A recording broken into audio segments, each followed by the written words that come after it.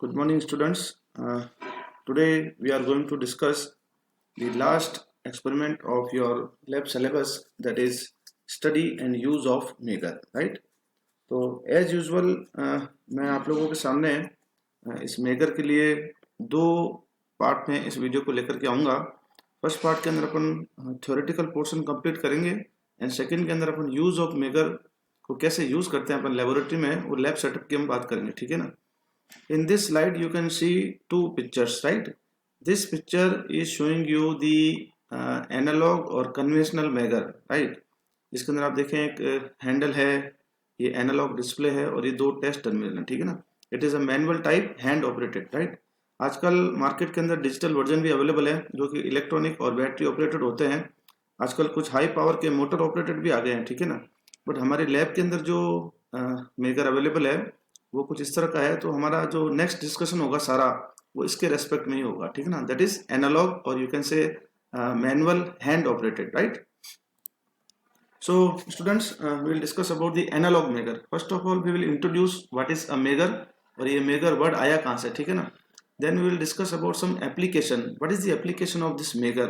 And then we will see the construction कि ये किस तरह से बना हुआ है, इसका internal structure क्या कहता है, ठीक है ना। And then we will discuss a very important topic, that is testing and checking. ये actually अपन measure को check करना चाहते हैं कि it is in proper condition or not, right? And then we will see the working principle along with the laboratory setup. So out of this 6 points in the today's class, we'll discuss introduction, application, construction and testing, right? These two part I will discuss in the second part of this series. Okay, so शुरू करते हैं। देखिए जो word megger है ये कहाँ से derive हुआ, इसको समझने की कोशिश करते हैं। एक्चुअली ये डिराइव हुआ है दो वर्ड से मिलकर के। पहला था मेगो ओम्स और दूसरा था आपका टेस्टर कहते हैं या मीटर कहते हैं। तो इन दोनों को मिला करके जो बना है इसको हम कहते हैं मेगर, ठीक है ना। इसके अंदर MEG फर्स्ट यहाँ से ले लिया और बाद में ये जो है ना ये पीछे वाला ले लिया, तो ये इस तरह से मेगर बन गया, ठीक है ना।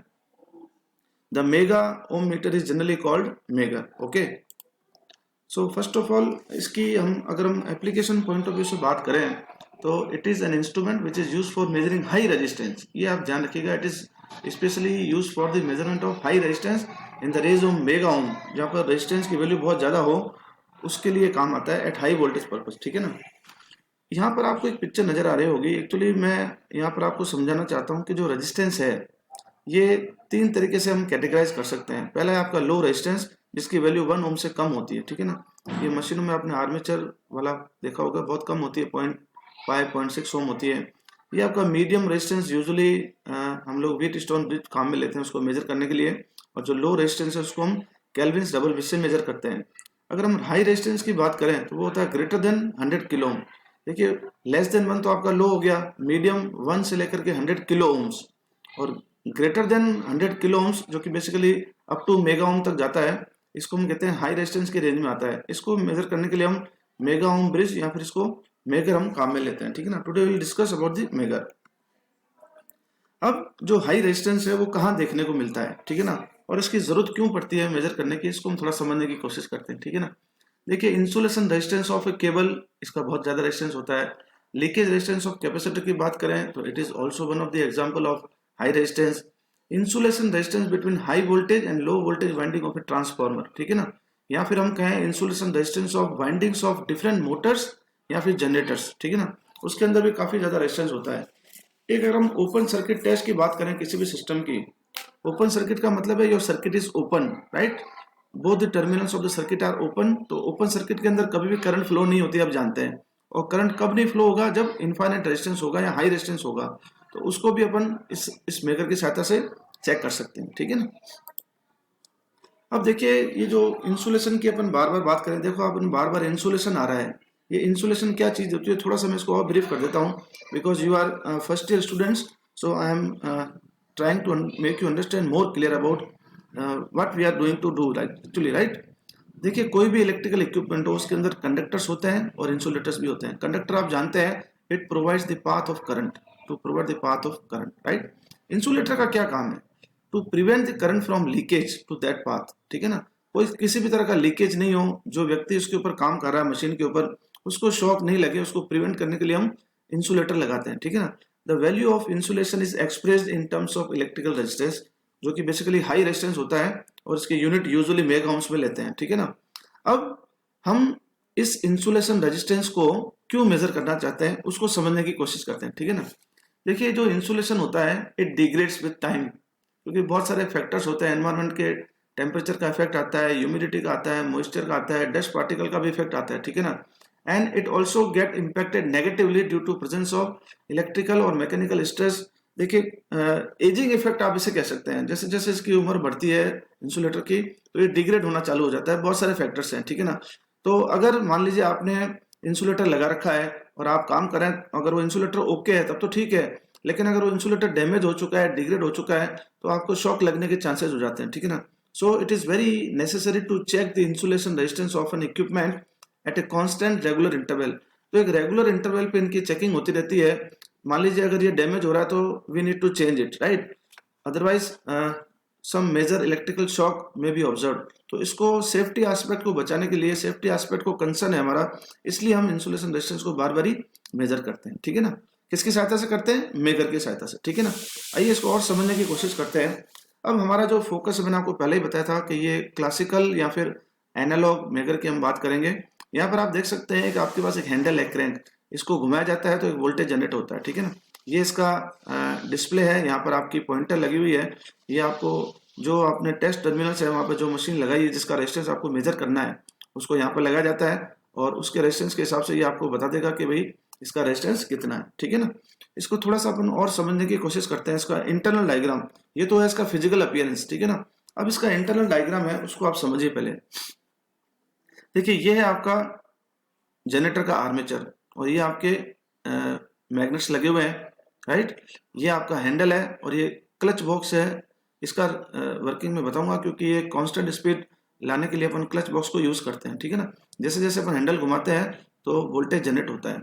अब इस यहाँ पर दो कॉइल आपको नजर आ रही है, कॉइल ए जिसका नाम है CC that is control coil, coil B है आपकी DC that is deflecting coil, ठीक है ना।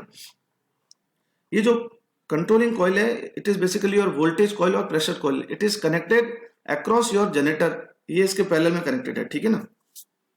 अब जो करंट कॉइल है उसमें आप देखें इसका एक टर्मिनल तो आपका प्रेशर कॉइल से कनेक्टेड है दैट इज कंट्रोल कॉइल, और दूसरा टर्मिनल जो है इसका ये वाला आप देखें यूजुअली ये ओपन रहता है और सेफ्टी एस्पेक्ट से इसको हम ग्राउंड करके रखते हैं, ठीक है ना। ये जो डिफ्लेक्टिंग कॉइल है इसके ऊपर भी हमने परमानेंट मैग्नेट लगा रखे हैं। जब हम इसकी वर्किंग पढ़ेंगे तब आपको डिटेल में पता चलेगा कि ये इसका रोल क्या है, ठीक है ना। अभी आप कंस्ट्रक्शन समझिए पहले। ये जो कंट्रोल कॉइल है इसके अंदर एक रेजिस्टेंस लगा है, रेजिस्टेंस ऑफ कंट्रोल कॉइल, इसको सीसीआर या कई बार लोग आरसीसी भी कह देते हैं। यह है रेजिस्टेंस आपके डिफ्लेक्टिंग कॉइल के रूप में DCR that is resistance of deflecting coil. These two resistances are used to basically limit the current, okay. और ये आपका परमानेंट मैग्नेट है और ये एक्स और वाई टर्मिनल्स है, these are known as test terminals. In these two terminals, the machine is to be connected, whose resistance is to be measured. Okay. अब देखिए थोड़ा सा और डिटेल में मैंने इसको समझाने की कोशिश की है। यहाँ पर हमने कहा कि इसके अंदर एक हैंड ड्रिवन जनरेटर है which is capable of generating high voltage according to its rating. अलग अलग रेटिंग के जनरेटर आते हैं, हम 500 वोल्ट से लेकर के 5000 वोल्ट तक जनरेट कर सकते हैं। हाई पावर के भी आजकल आते हैं मोटर ऑपरेटेड, ठीक है ना। यूजुअली जो आपका हैंड ड्रिवन जनरेटर है इट इज यूजुअली आपका 500 से लेकर 1000 वोल्ट तक ये जनरेट कर देता है। ये क्लच मैकेनिज्म जो मैंने आपको बताई थी ये वाली, this clutch mechanism is used to slip after reaching a certain determined speed. और कांस्टेंट स्पीड लाने के लिए इस क्लच को हम यूज करते हैं, ठीक है ना। मैंने आपको बताया कि there are two coils connected with DC generator, namely current coil CC, यहाँ पर इसको वोल्टेज कॉइल प्रेशर कॉइल भी कहते हैं, and deflecting coil that is DC, इसको हम कहते हैं current coil, right. Control coil that is voltage coil is connected across your DC generator and one terminal of deflecting coil जो आपकी ये current coil है it is connected to the control coil and other terminal is kept open। Usually हमने अर्थ करके रखा है उसको safety aspect से, ठीक है ना। जो मैंने दो रेजिस्टेंस आपको बताए थे, current limiting resistor CCR and DCR, ठीक है ना, these are connected in series with control coil and deflecting coil to protect the damage in case of very low resistance in external circuit। जब circuit के अंदर कोई भी external resistance नहीं होगा, मान लीजिए शॉर्ट सर्किट है तो बहुत कम रेजिस्टेंस हो गया तो इन कॉइल को नुकसान हो सकता है, इसलिए अपन सीरीज में इनके रेजिस्टेंस लगा देते हैं सेफ्टी पॉइंट ऑफ व्यू से, राइट। अब आप देखिए इसको मैंने जो थर्ड पॉइंट था हमारा टेस्टिंग वाला, सॉरी फोर्थ नंबर के चेकिंग से, इसको हम कैसे ऑपरेट करते हैं वो देखिए आप। देखिए when electrical circuit being tested is open circuited, open circuit means there is no current, तो इस केस में रेजिस्टेंस कितना हो जाता है, इनफाइनाइट, ठीक है ना। तो अगर आप हैंड क्रैंक जनरेटर को ऑपरेट करते हैं तो पॉइंटर आपको इन्फिनिटी शो करेगा, ठीक है ना। इन्फिनिटी का मतलब है कि आपका सर्किट जो है शॉर्ट सर्किट है और मैक्सिमम रेजिस्टेंस उसमें अपियर हो चुका है, ठीक है ना, सॉरी ओपन सर्किट है। ये देखिए आप, अगर आप हैंड ड्रिवन, ये आपके एक्स और वाई टर्मिनल है, यहाँ पे अभी कुछ भी कनेक्टेड नहीं है, it means it is open. अगर आप इसको ऑपरेट करते हैं तो जो करंट का पाथ होगा वो इस तरह से होगा, क्योंकि करंट ओपन सर्किट में जाएगी नहीं, करंट ये वाला पाथ फॉलो करेगी इस तरह से, यहाँ भी जाएगी नहीं क्योंकि आपकी ये ओपन टर्मिनल है, तो करंट केवल आपके वोल्टेज कॉइल से होकर के चली जाएगी, और यहाँ पर जो आपका जो टॉर्क जनरेट होगा वो इस पॉइंटर को आपको इन्फिनिटी तक ले जाएगा, ठीक है ना। If an electrical circuit being test is short circuit, पहले हमने ओपन सर्किट देखा, अब हम शॉर्ट सर्किट देख रहे हैं, ठीक है ना। आप हैंड को ऑपरेट करते हैं तो आपका पॉइंटर जीरो शो करेगा। शॉर्ट सर्किट का मींस एक्स और वाई टर्मिनल हमने शॉर्ट कर दिए, रेजिस्टेंस बिल्कुल आपका जीरो हो गया, ठीक है ना। अब करंट केवल उसी पाथ में फ्लो होगी, so no resistance within the circuit means zero, ठीक है ना। ये देखिए इस तरह से अगर आपने एक्स और वाई टर्मिनल को शॉर्ट कर दिया है, ठीक है ना, तो अब जो करंट, अगर आप इसको ऑपरेट कर रहे हैं, जो वोल्टेज जनरेट होगा उसके कारण जो करंट होगी वो शॉर्ट सर्किट टर्मिनल से जाएगी, ठीक है ना। इस केस में इसमें करंट फ्लो नहीं होगी क्योंकि current always follows the low resistance path, okay. अब जो लास्ट हमारा स्लाइड है आज की वो ये है, पहले हमने ओपन सर्किट और शॉर्ट सर्किट देखे। अब जो रियल हमारी एप्लीकेशन है कि the machine whose resistance is to be measured is connected between x y terminal, ठीक है ना। इसका रेजिस्टेंस आपको मेजर करना है, तो आपने x और y के बीच में इस मशीन को लगा दिया, ठीक है ना। अब ये जो आपका पॉइंटर है वो किस तरह से मूव करेगा, जो दो कॉइल है वो कैसे काम करेगी, करंट का पाथ क्या होगा, ये सब हमारी जो नेक्स्ट क्लास है उसके हम इसकी कंप्लीट वर्किंग पढ़ेंगे, ठीक है ना। तो आज हमने केवल इसका इंट्रोडक्शन पार्ट देखा, इसकी चेकिंग देख ली और इसका कंस्ट्रक्शन देख लिया। नेक्स्ट पार्ट में हम डिस्कस करेंगे कि जो मशीन आपने एक्स और वाई टर्मिनल के बीच लगाई है, जिसका रेजिस्टेंस आपको मेजर करना है, तो उसके बीच में क्या प्रक्रिया होगी और ये पॉइंटर किस तरह से उसका रेजिस्टेंस शो करेगा, that part will discuss in our next class, okay.